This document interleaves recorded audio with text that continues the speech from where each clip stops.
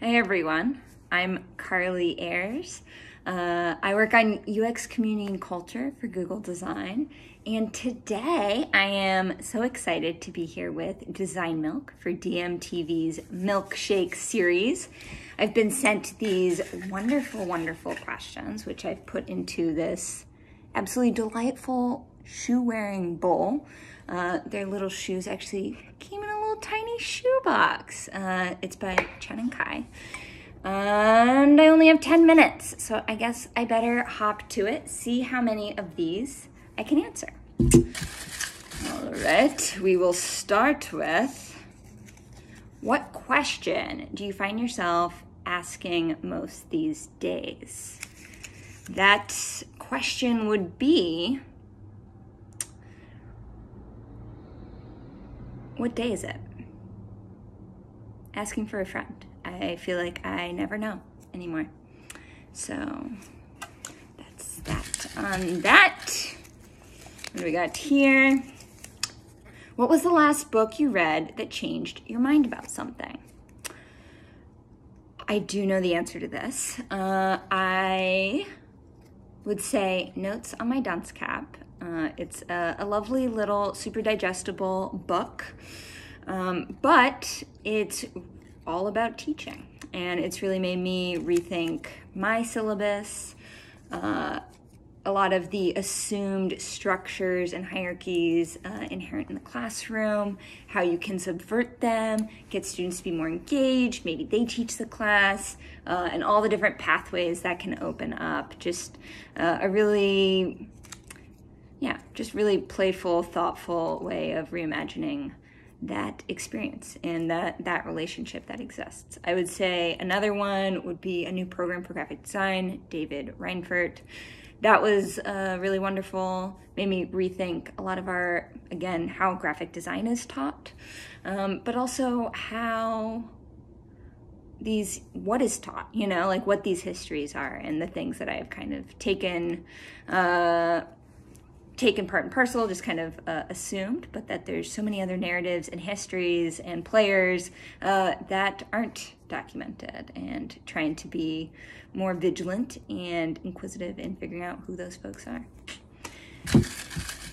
What else we got here? We have, what is your most pressing ambition away from your professional life? Being happy.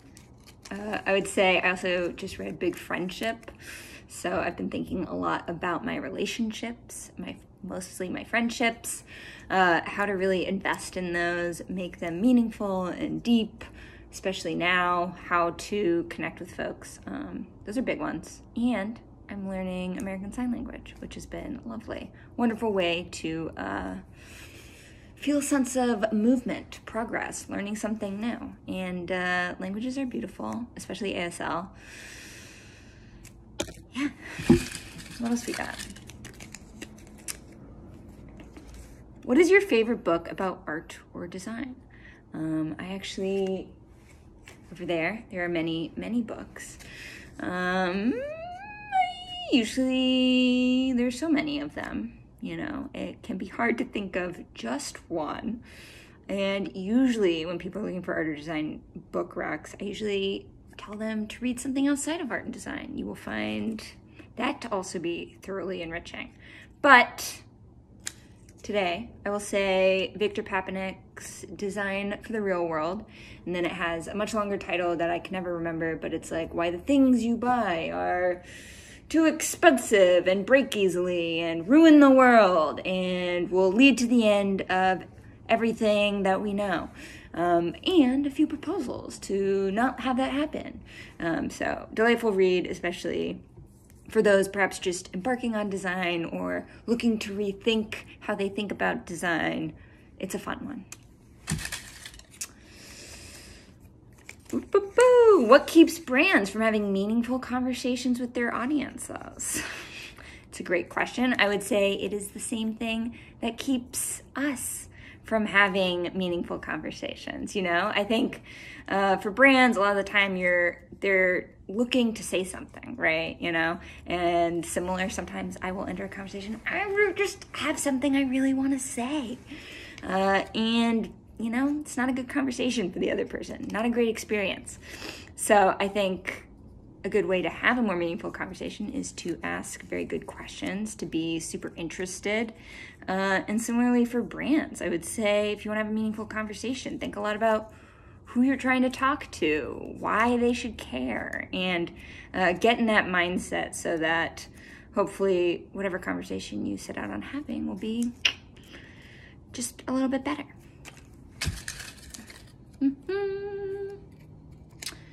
Ooh, what have you learned at Google that you wouldn't have been able to learn anywhere else?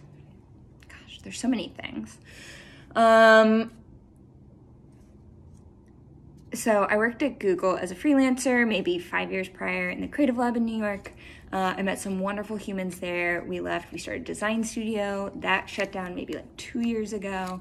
And then I ended up going back to Google, different team, but a lot of people were like, why? Why did you do that? So I answered this question a few times. But a big part of that was what I wanted to learn next and who I wanted to learn from. And that was working at a place that is large, not just to work at problems at scale, which comes up a lot when you're thinking about a lot of these larger companies, but people who've just been there a really long time, you know, people who have been in the industry a really long time, working alongside and learning from folks like that. I think there's also just like how to work on these big, challenging problems, especially with UX, community, and culture. Culture and community is just, it's a different kind of problem to solve. So they're problems that you can't really design for a community. You want to design with a community. And at Google, a lot of these projects are just really long and slow, sometimes infuriatingly slow. But I think there's so much to be learned. Patience, a virtue I do not possess, but so much to be learned when you're working on something that just, it's a different cadence, you know? And I really appreciate it. And I'm glad to be learning those things right now. This is a big one, just by, you know, just the size of this piece of paper. In the sense that a pendulum always swings back, if we agree there's a common understood value in a brand's ability to position itself as conversational, there's quotations around that one, do you think we'll see a time when more brands will A, remove themselves from the cultural conversation, social media, etc., or B, trade instead on their exclusivity and remove their non-conversationalists? Short answer, yes, totally. I think this is already happening. I think you see that with luxury brands. You see it with brands that just are not conversational. But I think there's many ways to have a conversation that perhaps doesn't feel conversational. And I think what's exciting about this question to me is, yeah, what does a conversation look like beyond social media? Like, okay, we talk to various brands on social media, but where else can that dialogue take place? And what other shapes might it take? I think we see it with events, other things, ways of meeting people in person, but maybe there's new platforms. Maybe we're gonna see brands really get into like personal letter writing or scrapbooking. I don't know, but I think there's a lot of opportunity there to kind of move beyond social media to have that two-way conversation. We are reaching the end, but are you writing a book? No, not right now. Maybe. Should I? I'll think about it, but not at the moment. I am not. Ooh, when it all comes down to it, this is a good one to close us out. Which are you at root, a designer or a writer? Do you think fundamentally in words or images? You know, I studied design. I studied industrial design, not so long ago, but a hot second ago. And I spent more time writing than I did designing. I ended up writing for various design publications and doing a lot of editorial design coverage. That led to doing brand voices and personalities, some chatbot personalities. But yeah, I totally think in words. So thank you for the second half of this question, which answers it for me beautifully. I guess I'm a writer. All right, that's all I have for you today. Thank you so much for tuning in, and have a wonderful week. See you.